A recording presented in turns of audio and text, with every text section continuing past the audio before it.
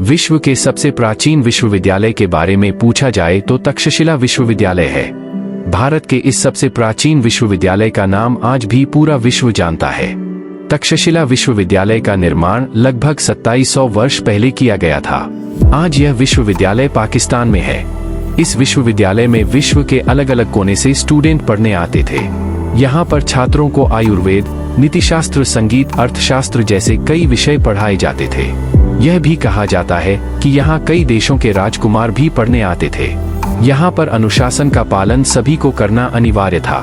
अपने समय में यह विश्व का शिक्षा का प्रमुख केंद्र था। इसकी प्राचीन दीवारें आज भी मौजूद हैं। आचार्य चाणक्य जैसे विद्वान भी यहीं से थे। दूसरा है नालंदा विश्वविद्यालय। भारत के बिहार राज्य में स्थित है।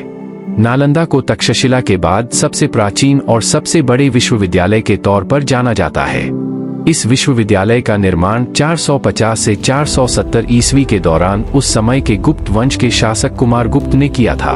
इस विश्वविद्यालय में उस समय केवल भारत के ही नहीं बल्कि चीन, जापान, तिब्बत, कोरिया, इंडोनेशिया और तुर्की जैसे कई बड़े देशों से छात्र छात्राएं पढ़ने के लिए आते थे।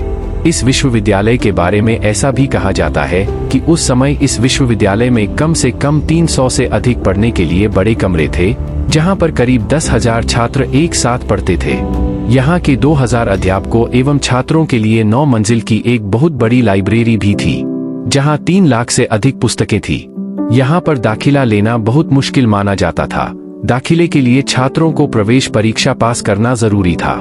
कहते हैं कि द्वार पर ही छात्रों द्वारपाल द्वारा पहले से परख लिया जाता था कि वो प्रवेश पाने योग्य की नहीं। तीसरा है विक्रमशिला विश्वविद्यालय, जो तक्षशिला और नालंदा के बाद भारत में प्राचीन विश्वविद्यालय था। ये विश्वविद्यालय भी बिहार राज्य के भागलपुर जिले में है। इस विश्वविद्यालय को पाल वंश के राजा धर्मपाल ने बनवाया था। इस विश्वविद्यालय में अन्य विद्यालयों की तरह भारत के साथ साथ विदेश से भी विद्यार्थी पढ़ने के लिए आते थे।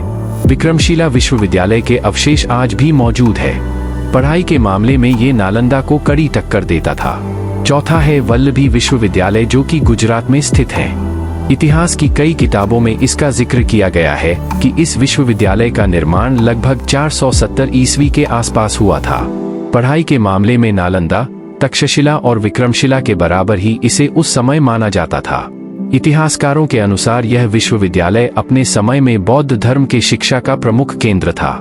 इस विश्वविद्यालय के बारे में यह भी कहा जाता है कि उस समय इसकी इमारत बेहतरीन कला का उदाहरण थी, जो धीरे धीरे नष्ट होती चली गई।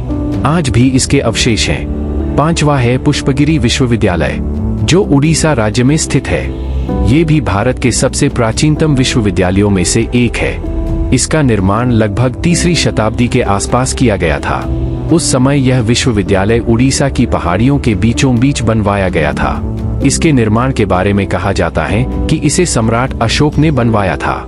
इस विश्वविद्यालय के बारे में ये भी कहा जाता है कि लगभग 700 से 800 सालों तक भारत में शिक्षा का यह प्रमुख केंद्र था। जानकारी अच्छी लगी हो तो लाइक एवं सब्सक्राइब भी कर दीजिएगा।